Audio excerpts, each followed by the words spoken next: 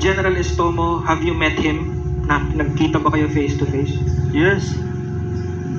Yes, sir. Yes. And paano po nakarating sa inyo na he's the one instructed to kill you kay Mr. Atong? Alam mo ito si Mr. Atong Ang. Chismoso rin kasi to. Totoo. Kung ano yung mga plano, sinasabi rin sa akin. Nadulas man siya. Alam mo, sa totoo lang, pinapapatay ka na ni General Estomo. Hindi ko lang ginagawa. That's it. That's it. Okay. Sir, lastly, Sir Julie, what's next for Julie Patitungan? After this, sir, after Napolcom, what's next for Julie?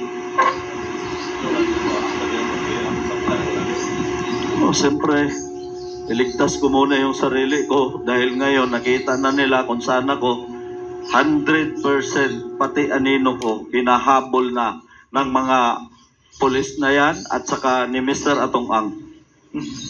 Sir, with that concern kay Commissioner Calinisan, sir, are we going to provide security for Julie? And paano po, sir, ihabol ko na rin. Yung na-mention ni Sir Julie is mga active. May habol po ba ang Napolcom sa retired, specifically yung retired na binanggit niya? Thank you, sir. Thank you very much, Julie. Thank you very much po. Una sa lahat, dun sa kanyang security complement, kung ikaw pa ay nangangailangan na alas totoy ng dagdag seguridad, sabihin mo lang sa amin. Pero naniniwala ako sa kung sino man na may hawak sa kanya ngayon, hindi ko nasasabihin na siguro, naniniwala ako sa kakayanan ng security unit na yon. Believe ako dun sa security unit na yon. Dun sa usapin na kung may habol kami dun sa mga retired, that is a different story. Kaya nga kinakailangan, learning from the past. Pag-upo natin dito, we have to learn from the mistakes of old, yung mga pagkakamali nung nakaraan. Kung mabagal ang takbo ng kaso, maaring mag-retire o mag-resign ang isang pulis. Kapag nakapag-resign o nakapag-retire na isang pulis, hindi na natin pwedeng habulin. Kailangan, para makasuhan sa Napolcom, ikaw ay active na pulis para ikaw ay tumuloy-tuloy yung kaso. Otherwise, we don't have jurisdiction. So sa aspetong makakasuhan pa ba yung nag-retired na pulis ng admin case, ang sagot ay no. Sa tanong na pwede pa bang makasuhan yung retired na pulis, ang sagot ay yes. So ang kaso pwede i-file doon ay criminal case. Naniniwala ako sa kasipagan, kakayanan ng ating Department of Justice na sila ay gumagawa rin ng mga lahat ng kaso laban sa lahat ng mga involved. Kung kinakailangan ng tulong ng DOJ at magfa-file kami at kami naatasan, then so be it.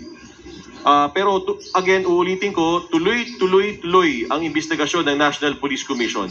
Kung merong butas at merong hindi na pa nafa-filean ng kaso ng DOJ, ng PNP o kaya ng NBI o other law enforcement agencies, hindi magdadalawang isip ang National Police Commission na mag-file din ng criminal case.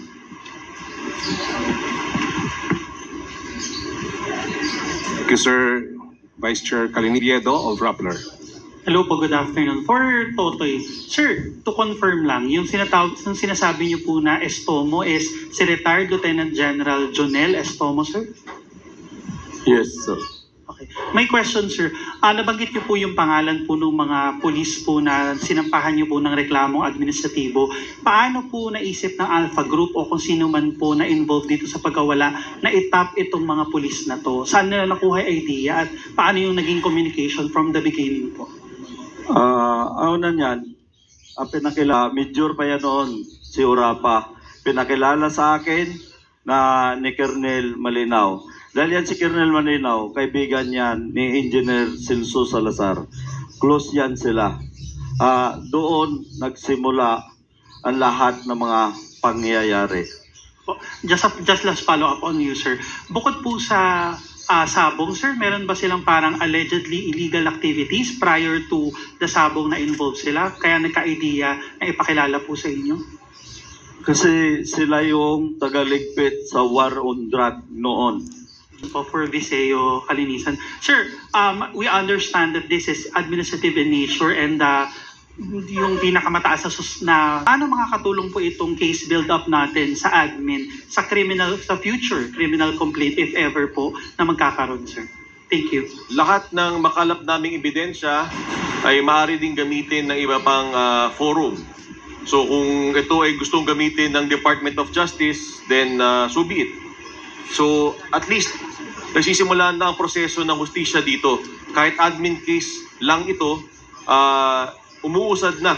At makikita na rin natin, magkakaroon tayo ng determination kung involved pa o hindi ang mga pulis na ito.